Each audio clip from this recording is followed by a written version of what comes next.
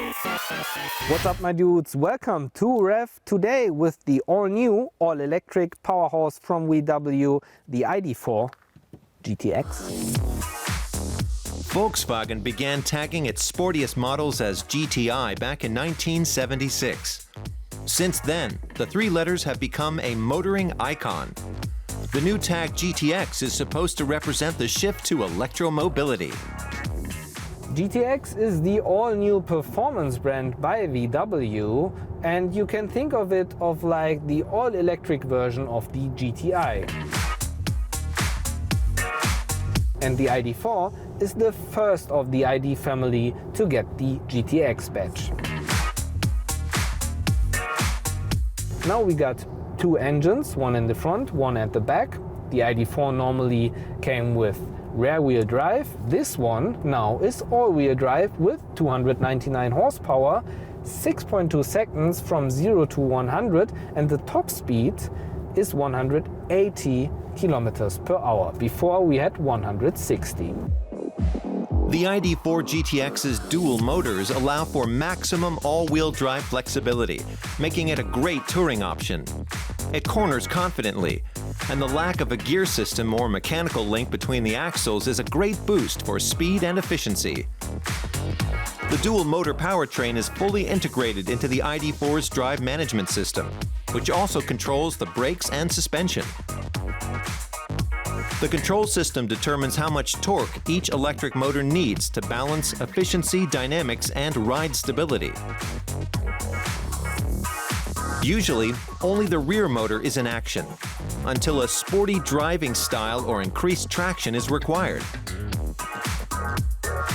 VW says this can be done in the space of just a few milliseconds.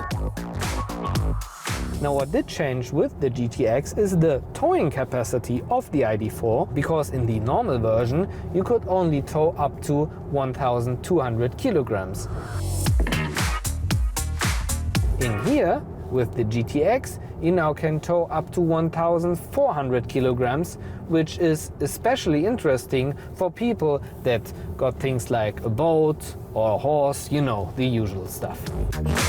The ID.4 GTX comes with a 77 kilowatt battery with a WLTP-reported range of 480 kilometers.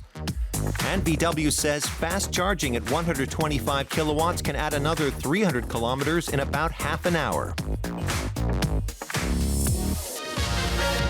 As you'd expect, the 4.58 meters long ID.4 GTX has a sporty appearance, which has a lot to do with its 0.29 drag coefficient.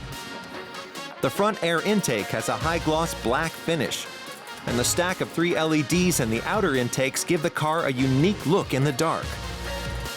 The roof and rear spoiler also come in black, while the newly designed rear bumper features a diffuser insert in gray.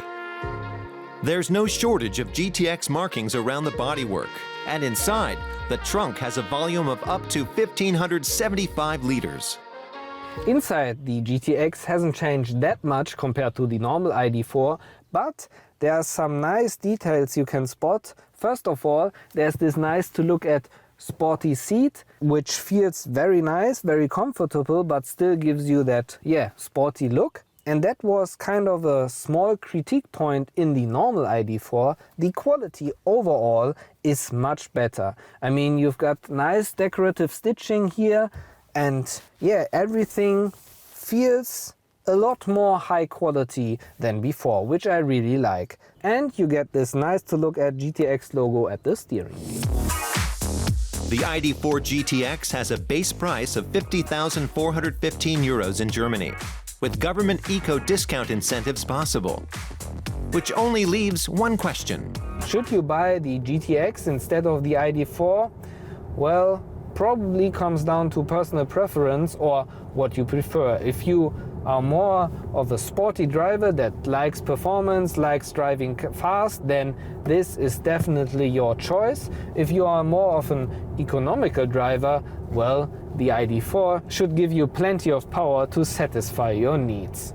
But if you have a boat or a horse or just in general need to tow a lot of things, then you definitely need the GTX version. To sum up, The ID.4 is a pleasure to drive, sporty and comfortable, and quick when it needs to be. The interior and exterior design is easy on the eye, and its new toe strength is very useful. On the downside, the interface for air conditioning and volume is the same clumsy one as in the Golf 8.